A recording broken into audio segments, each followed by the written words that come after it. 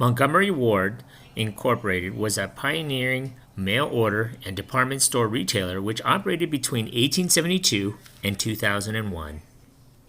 Welcome to Eric C. Productions. If this is your first time watching one of my videos, please hit that subscribe button and that notification bell so that you get notified of my latest video that are posted daily. Please leave a comment or a suggestion about a future video and perhaps you may see it in the near future. Thanks for watching, and now back to the program. We've changed our aisles, we've changed our styles, we've changed our lines, we've changed our signs, we've changed displays, and we've changed our ways. Yeah, things are changing at Montgomery Ward.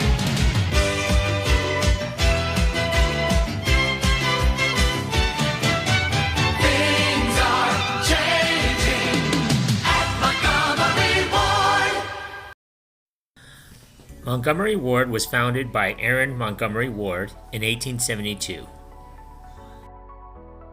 Ward had conceived the idea of a dry goods mail order business in Chicago, Illinois, after several years of working as a traveling salesman among rural customers. He observed that rural customers often wanted city goods, but their only access to them was through rural retailers who had little competition and did not offer any guarantee of quality. Ward started his business at his first office, either in a single room on 825 North Clark Street or in a loft above a livery stable on Kinsey Street in Chicago, Illinois. He and his two partners raised $1,600 and issued their first catalog in August 1872, which consisted of an 8x12 single-sheet price list listing 163 items for sale. His two partners left the following year, but he continued the struggling business and was joined by his future brother-in-law, George Robinson Thorne.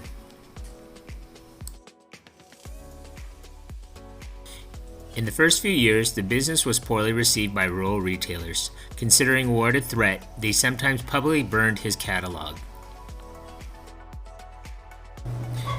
Customers were inspired by the innovative company policy of satisfaction guaranteed or your money back, which Ward began in 1875. In 1883, the company's catalog, which became popularly known as the Wish Book, had grown to 240 pages and 10,000 items.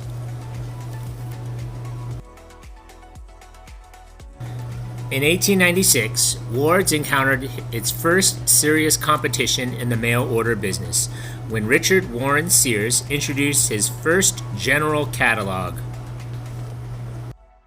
By 1904, Ward's had expanded so much that it mailed over 3 million catalogs weighing 4 pounds each to customers.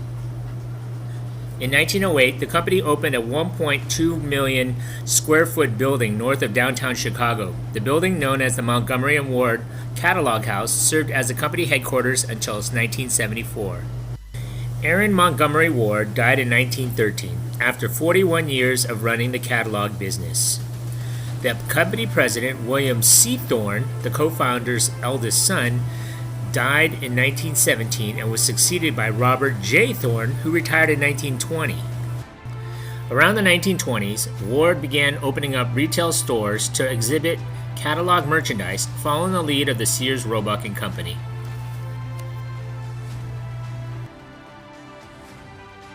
By 1928, it operated more than 244 stores. By 1929, 531 stores. In 1930, the company declined a merger offer from its rival chain Sears. In 1931, Ward's hired a new president, Sewell Avery, who cut staff levels and stores, changed lines, hired store rather than catalog managers, and refurbished stores. These actions caused the company to become profitable before the end of the 1930s. In 1939, as part of the Christmas promotional campaign, staff copywriter Robert L. May created the character of Rudolph the Red-Nosed Reindeer. In 1946, the store distributed 6 million copies of the poem as a storybook, and Gene Autry later popularized the song nationally. In April of 1944, 4 months into a nationwide strike by the company's 12,000 workers, U.S. Army troops seized the company's Chicago offices. The action was ordered due to Avery's refusal to settle the strike as requested by the Roosevelt administration, concerned about the adverse effect on the delivery of goods in wartime. Avery had refused to comply with the War Labor Board order to recognize the unions and institute the terms of a collective bargaining agreement.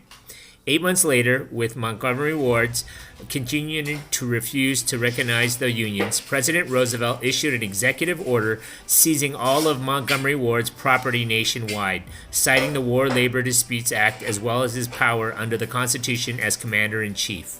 In 1945, Truman ended the seizure, and the Supreme Court ended the pending appeal as moot. After World War II, Sewell Avery believed the country would fall back into recession or even a depression. He decided to not open any new stores and did not even permit expenditure for paint to freshen the existing stores. His plan was to bank profits to preserve liquidity when the recession or depression hit and then buy up his retail competition. However, without new stores or any investment back into the business, Montgomery Ward declined in sales volume compared to Sears. Many have blamed the conservative decisions of Avery, who seemed to not understand the changing economy of the post-war years. In 1955, investor Lewis Wolfson waged a high-profile proxy fight to obtain control of the board of Montgomery Ward. The new board forced the resignation of Avery. Meanwhile, throughout the 50s, the company was slow to respond to the general movement of the American middle class to suburbia.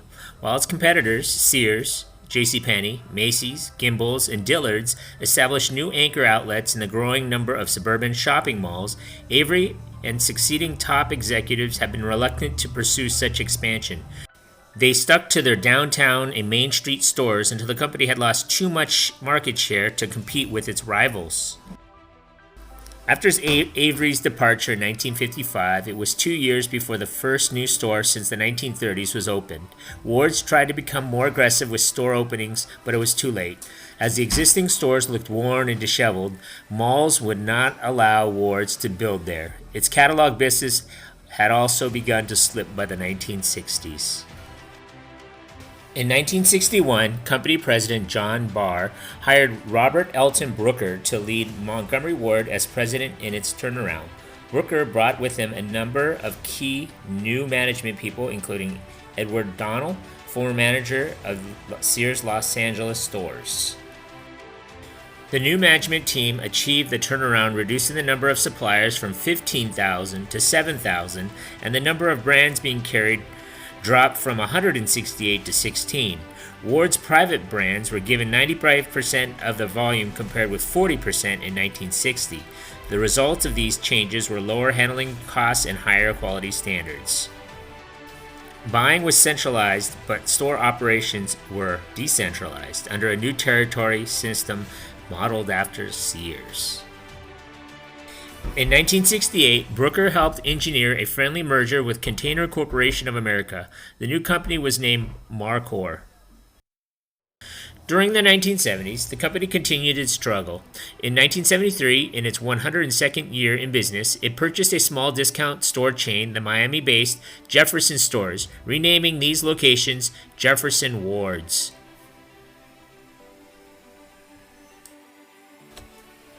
Mobil, flush with cash from its recent rise in oil prices, acquired Montgomery Ward in 1976.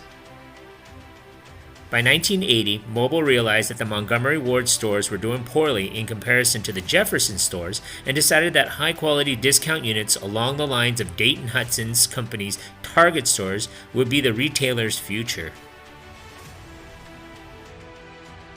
Within 18 months, management quintupled the size of the operation, now called Jefferson Ward, to more than 40 units and planned to convert one-third of Montgomery Ward's existing stores to the Jefferson Ward model. The burden of servicing the new stores fell to the tiny Jefferson staff, who were overwhelmed by the increased store count, had no experience in dealing with some of the product lines they now carried, and were unfamiliar with buying from northern markets. Almost immediately, Jefferson had turned from a small moneymaker into a large drain on profits. The company sold the chain's 18-store northern division to Bradley's, a division of Stop & Shop, in 1985. The remaining stores closed. In 1985, the company closed its catalog business after 113 years and began an aggressive policy of renovating its remaining stores. It restructured many of the store layouts in the downtown areas of larger cities and affluent neighborhoods into boutique-like specialty stores, as these were drawing business from traditional department stores. In 1988, the company management undertook a successful $3.8 billion leveraged buyout, making Montgomery Ward's a privately held company.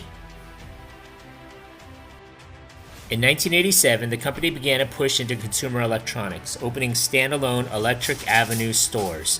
Montgomery Ward's greatly expanded its electronics presence by shifting from a predominantly private label mix to an assortment dominated by major brands such as Sony, Toshiba, Hitachi, Panasonic, JVC, and others. In 1994, revenues increased 94%, largely due to Montgomery Ward's tremendously successful direct marketing arms. For a short period, the company re-entered the mail order business via a licensing agreement with Fingerhut. In 1994, Ward's acquired the now-defunct New England retail chain Lechmere. By the 1990s, even its rivals began to lose ground to low-priced competition from the likes of Target and Walmart, which eroded even more of Montgomery Ward's traditional customer base. In 1997, it filed for Chapter 11 bankruptcy, emerging from protection in August of 1999 as a wholly owned subsidiary of GE Capital, which was by then its largest shareholder. As part of a last-ditch effort to remain competitive, the company closed over 100 retail locations in 30 U.S. states, abandoned the specialty store strategy, rebranded the chain as simply Ward's, and spent millions of dollars to renovate its remaining outlets to be flashier and more consumer-friendly. GE Capital reneged on its promises of further financial support of Montgomery Ward's restructuring plans. On December 28, 2000, after lower than expected sales during the Christmas season, the company announced it would cease operating, closing its remaining 250 retail outlets and laying off its 37,000 employees. The subsequent liquidation was at the time the largest retail Chapter 7 bankruptcy liquidation in American history. Montgomery Ward's was liquidated by the end of May 2001, ending its 129-year enterprise.